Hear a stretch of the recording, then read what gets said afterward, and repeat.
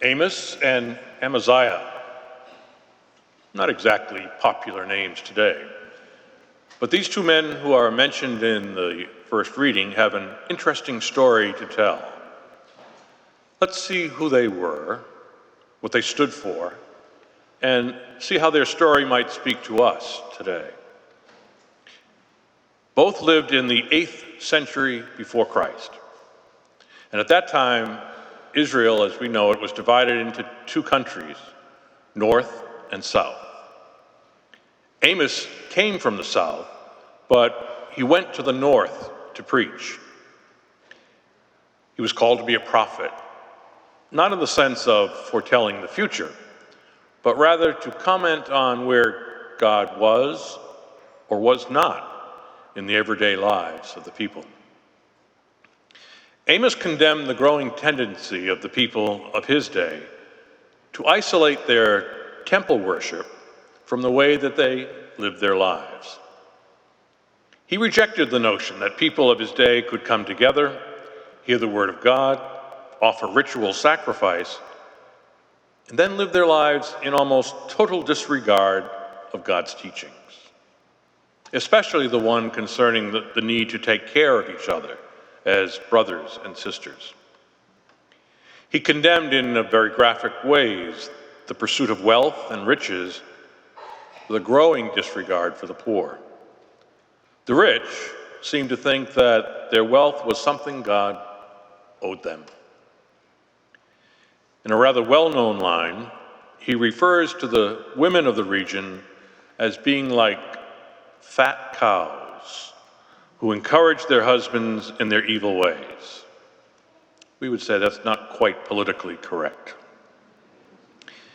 He also condemned the priests of his day for not calling the people to reform, and that's where Amaziah comes in. He was the official priest of the royal temple, a court chaplain, if you will, and his job was to keep the king happy. And this visitor from the south was getting the king upset because Amos said that God would punish the people for their infidelities. As a matter of fact, he told the king that his own wife would become the town harlot and his sons would die violent deaths. In today's passage, Amaziah is telling Amos, go home. And Amos is saying, look, this wasn't my idea. I was a shepherd and a farmer, and then God called me to do this work. Well, what application can we make who gather in a temple, hear the word of God, and offer an unbloody sacrifice?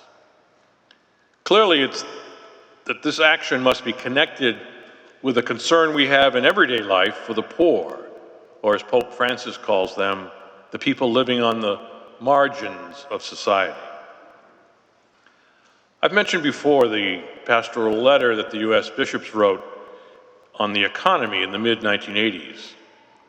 One of the things they said was that all economic policies should be looked at with two questions in mind.